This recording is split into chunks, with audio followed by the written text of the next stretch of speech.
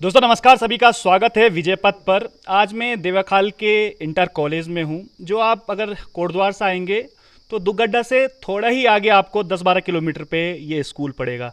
आप देखिएगा नन्हे नन्हे प्यारे प्यारे बच्चे यहाँ पर हैं। अक्सर जब मैं इन बच्चों को देखता हूँ तो हमें भी अपने स्कूल जिस समय हम पढ़ते थे वो याद आ जाता है। जब ऐसी ही कोई कार्यक्रम उस समय आयोजित होता था तो हमें लगता था कुछ चीज़ें समझ में आती थी, कुछ चीज़ें समझ में नहीं आती थी और लास्ट में हम लोग लड्डू खाने का इंतज़ार किया करते थे। लेकिन बच्चों, आप इंतज़ार मत करना, जो सर समझा रहे हैं, क्योंकि आमूमन जो ये चीज़ें हैं अभी आपको समझ में नहीं आएंगी, लेकिन जैसे जैसे आप बड़े होंगे तो ये चीज़ें जो है आपको समझ में आएंगी कि क्यों हमें वनों की रक्षा करनी चाहिए, जैसे क्यों हमें जो आग लगती है उससे क्या खतरा होता है।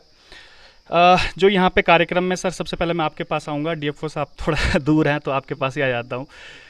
क्या कुछ है सर कार्यक्रम में देख रहा था कि बच्चों को समझाया जा रहा था उनके बारे में कि कैसे हमें जो जीव जंतु हैं उनकी रक्षा करनी चाहिए, या इन सब चीज़ों के बारे में क्या कुछ है इसमें? इस संबंध में मैं कहना चाहूँगा कि वन विभाग की ओर से प्रत्येक वर्ष ये 1 तारीख से और 7 तारीख अक्टूबर में जो है प्रत्येक वर्ष ये वन्य प्राणी सुरक्षा सप्ताह मनाया जाता है। इसमें तरह तरह के कार्यक्रम स्कूलों में, अपने कॉलेजों में, ग्राम पंचायतों पे इस प्रकार के कई प्रकार के कार्यक्रम किए जाते हैं। प्रभात फेरी के रूप में, जन जागरूकता रैली के रूप में, या कहीं पर निबंध प्रतियोगिताएं कराई जाती है वन्य जीवों की सुरक्षा के प्रति। जो वन्य जीवों का आजकल मानव वन्य जीवन जो संघर्ष चल रहा है, इसको कैसे न्यून किया जाए और उनकी सुरक्षा कैसे तय की जाए, वन्य जीवों की जो सुरक्षा है। और वन्य जीवों के साथ साथ मानव की सुरक्षा प्राथमिकता है, लेकिन वन्य जीवों की सुरक्षा को भी महत्व हमको देना पड़ेगा, क्योंकि उनके बिना हमारा जो अस्तित्व है आने वाले समय में, जैसे हमारे प्रभागीय वनाधिकारी महोदय ने कहा कि यदि कोई भी जीव जंतु इस धरती पे नहीं रहेंगे, केवल मनुष्य रहेंगे, तो ये संभव नहीं है। तो इसके लिए ये जो है वन्य जीव सुरक्षा सप्ताह मनाया जाता है। और वर्ष में कई ऐसे कार्यक्रम किए जाते हैं जहाँ पर जो है वन्य जीवों और वनों को संरक्षित करने के लिए, उनके संरक्षण के लिए वन विभाग निरंतर प्रयासरत है। और सरकार से भी निरंतर हमें निर्देश जो प्राप्त होते हैं उसके अनुपालन में हम ये कार्यक्रम करते हैं। और हम खासकर मेरा अपना व्यक्तिगत जो लगाव है इस उत्तराखंड देवभूमि से, मैं यहाँ का रहने वाला हूँ, और हमारा दायित्व तो थोड़ा बढ़ जाता है, क्योंकि देश में जो कई राज्य हैं जहाँ पर वन नहीं है, उनको वनों की ना होने की अहमियत पता है। लेकिन सर, सबसे जो बड़ी परेशानी यहाँ पे ये है वो ये है कि यहाँ पर अमूमन जो हम खबरें भी देखते हैं कि यहाँ पर गुलदार का बहुत ज़्यादा आतंक है। तो इस चीज़ों से कैसे बचे? इस चीज़ों के लिए भी कुछ आपने उपाय किए हैं या किसी चीज़ को समझाया है इस तरीके से? निश्चित रूप से वन विभाग की ओर से, जैसा प्रभागीय वनाधिकारी महोदय ने कहा, कई प्रकार के जन जागरूकता अभियान चलाए जा रहे हैं। और यहाँ पर जो है जो हमारे जो टेरिटोरियल के जो रेंज हैं उसमें जो है ऐसे कुछ कर्मचारियों को भी, टीम भी नियुक्त की जा रही है। जगह जगह पर कैमरा ट्रैप, इस प्रकार की जो संसाधन है वो लगाए जा रहे हैं, ताकि यदि कहीं कोई मूवमेंट होता है लेपर्ड का या टाइगर का, जहाँ भी मूवमेंट होता है उसको आइडेंटिफाई किया जाए और उसके रोकथाम के लिए हम क्या उपाय कर सकते हैं।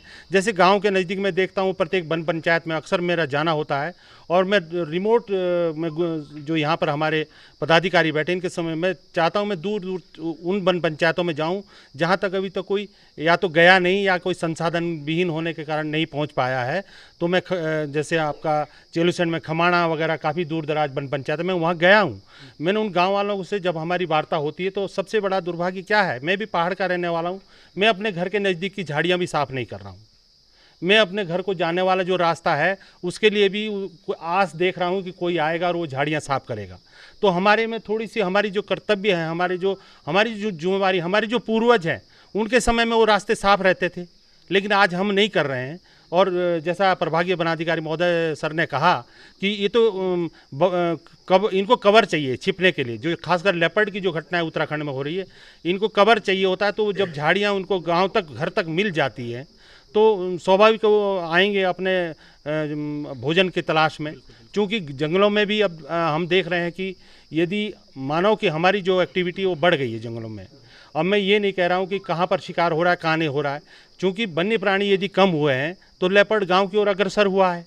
या हमने इंक्रोचमेंट किया है, उसके हैबिटेट में हमने जो है अतिक्रमण किया है, और वो चूंकि वो तो उसका घर है, जैसा प्रभागीय वनाधिकारी महोदय सर ने बताया, बहुत विस्तार से बताया, तो इससे मैं समझता हूँ कि उससे आगे मैं कुछ नहीं कह पाऊँगा। लेकिन मेरा सभी से ये निवेदन है उत्तराखंड की जनता से, और यहाँ जो जितने छात्र छात्राएं जितने भी हम लोग बैठे हैं, भाई हमारा एक प्रयास होना चाहिए कि जहाँ पर हम रह रहे हैं कम से कम उसके आसपास झाड़ी, और जैसा रात के समय में अपने घर के बाहर थोड़ा रोशनी करें, और या कहीं पर भी इस प्रकार की कोई गतिविधि लेपर्ड से संबंधित दिखती है तुरंत वन विभाग को सूचित करें। आप तुरंत वन विभाग को सूचित करें, उसके बाद वन विभाग उसमें एक्टिव होगा। वहाँ पर यदि कोई कहीं पर कोई ऐसी घटना होती है कि वो कोई आदमी पे झपटता है, कुछ करता है, तो वहाँ पिंजरा लगाने के प्रयास किए जाते हैं, उसको क्षेत्र को आइडेंटिफाई किया जाता है। और यदि कहीं कोई ज़्यादा घटना होती हो, कई बार वो जो हैबिचुअल हो गया है, तो उसमें फिर जो है उच्च स्तर से जो हमारे वन विभाग में उसको मॉनिटर भी घोषित किया जाता है। लेकिन वो बहुत लास्ट है, क्योंकि किसी को मारना, किसी को मौत की सज़ा देना बहुत मतलब जो है आप देख रहे होंगे मानव जीवन में भी बहुत सुप्रीम कोर्ट में बड़े वो चलते हैं, विचार विमर्श चलते हैं।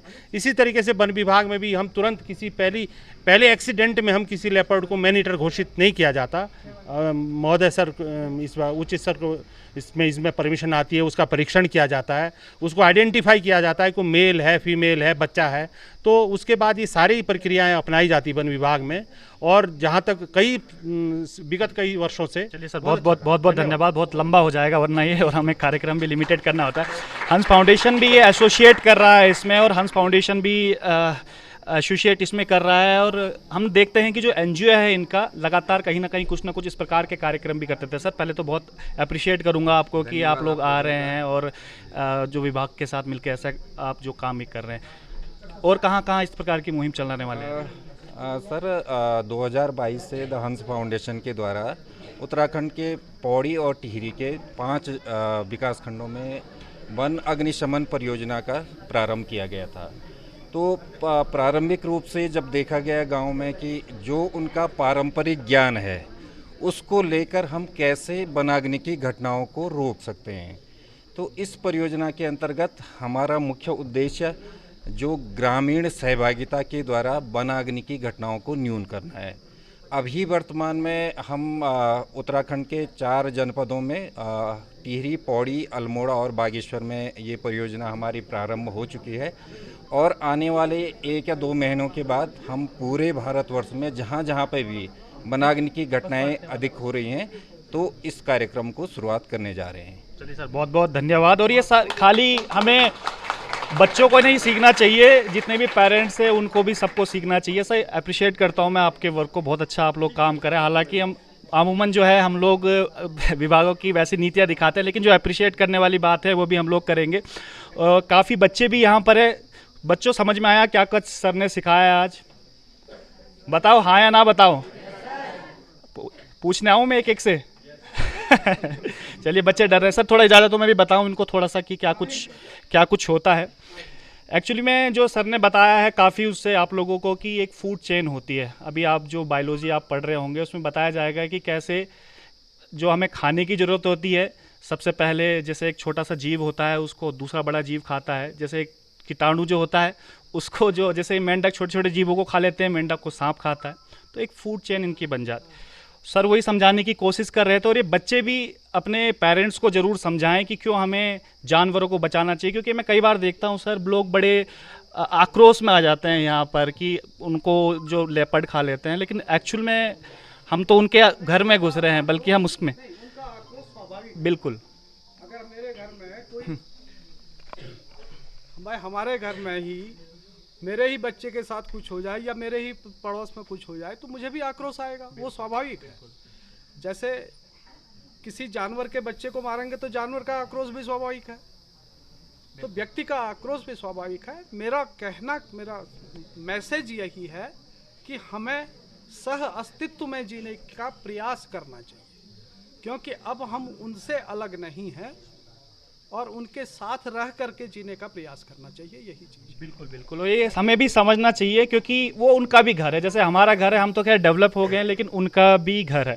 एग्जाम्पल के लिए हम आपको बता देता हूँ एक छोटा सा कि मधुमक्खी किसने देखी है? हाथ खड़ा कीजिए ज़रा। सभी ने देखी होगी मेरे ख्याल से मधुमक्खियाँ। एक कल्पना आप कीजिएगा कि मधुमक्खी इस संसार में ना रहे तो क्या होगा। कोई बच्चा बता सकता है इस बारे में? बता सकते हैं? बताइए, वहीं से बता दीजिए क्या क्या होगा। हाँ, वेरी गुड, ताली बजाओ भाई इसके लिए, बच्चे के लिए। बहुत अच्छा बताया। एक फूल से दूसरे पे, अगर मधुमक्खी नहीं रहेगी तो एक अल्बर्ट आइंस्टीन बहुत बड़े साइंटिस्ट हुआ करते थे, उन्होंने बताया कि 4 साल में पूरा मनुष्य जीवन है वो समाप्त हो जाएगा। क्या आपको इस बात का पता था?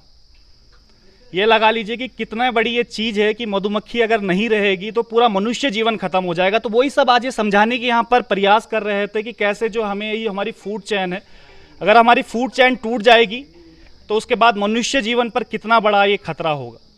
तो मेरे ख्याल से आप सब लोग समझ ही गए होंगे इन सब चीज़ों को, और घर जाके भी जरूर बताइएगा। बहुत बहुत धन्यवाद सर, बहुत बहुत आप सभी का।